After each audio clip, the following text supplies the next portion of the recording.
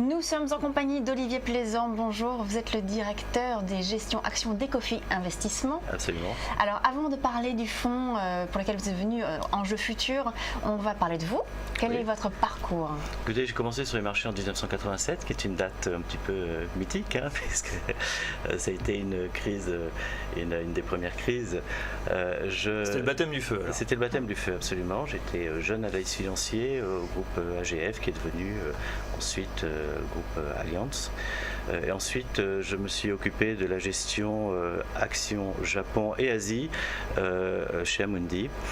Et j'ai rejoint Ecofi Investissement il y a 7 ans en tant que direction de la gestion actions. Donc mon expérience s'est bâtie autour de la gestion actions globale internationale. Très bien, donc aujourd'hui vous êtes à la tête, enfin vous gérez Ecofi Enjeux Futurs. Racontez-nous l'histoire de ce fonds, sa thématique et son positionnement. L'histoire de ce fonds est assez simple. Aujourd'hui, on cherche absolument des thématiques qui seront robustes pour les 5, 10, 15 prochaines années.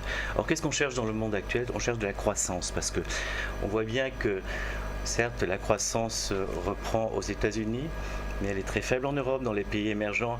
C'est aussi un moment de transition difficile. Donc on se dit quels vont être les grands moteurs de la croissance de cette période.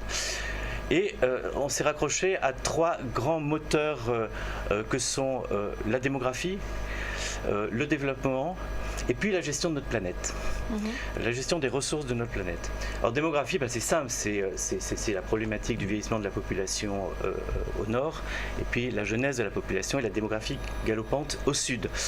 Les problématiques de développement et d'éducation, c'est aussi lié à la démographie, et puis la gestion des ressources des planètes, c'est comment pouvoir vivre durant les 15 prochaines années en optimisant et en ayant des comportements de sobriété en termes de consommation d'énergie, de consommation des matières premières. Donc si on suit ces 3 principes, quels sont par exemple, pour nous donner quelques indications, quelques valeurs qui font partie donc, du fonds Enjeux Futurs? Alors avant de parler de valeurs, je parlerai de secteurs qui se raccrochent à ces moteurs. 3 moteurs, et on voit 6 types de thématiques sectorielles. Alors la première, c'est tout ce qui est efficience énergétique, c'est-à-dire c'est conjuguer efficacité, sobriété énergétique. Et là, on va aller chercher les valeurs du rail, toutes les valeurs liées à l'éco-construction, toutes les valeurs liées au smart grid. Le smart grid, c'est quoi? C'est l'optimisation de tout ce qui est consommation électrique. C'est gérer les pics d'électricité, Alors là, évidemment, on va tomber dans des valeurs comme Schneider, mais aussi comme Philips, comme Osram pour les ampoules à basse consommation. Après, alors, je vous coupe, monsieur Plaisant, parce qu'on va longuement y revenir durant le débat.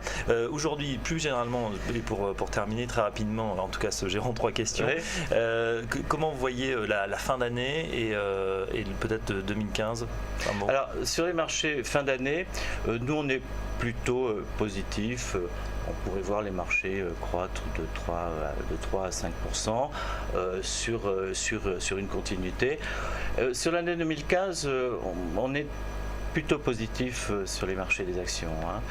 On pense que y a encore les actions restent une classe d'actifs très très attrayante par rapport au taux, et on pourrait tout à fait voir une croissance de 10% sur les marchés à venir en 2015. Oui. Merci Olivier Plaisant. Donc vous reviendrez donc tout à l'heure lors du débat pour développer un petit peu les grandes thématiques du fonds donc Ecofi Enjeux Futurs. On va passer tout de suite à l'édito.